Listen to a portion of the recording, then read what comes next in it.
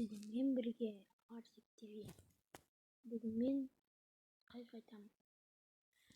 Арсик ТВ каналымды удалитемін. Бір аптаның ішінде сізге жазылушы болды. Өйткені бұл күшті деп айтамын. Тез 8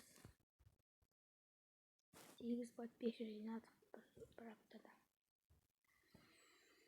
Достар, мұңайлаңыздар, кешіріңіз ютубтан кеткеніме. Ютубтан не үшін кететінімді айтайын ба?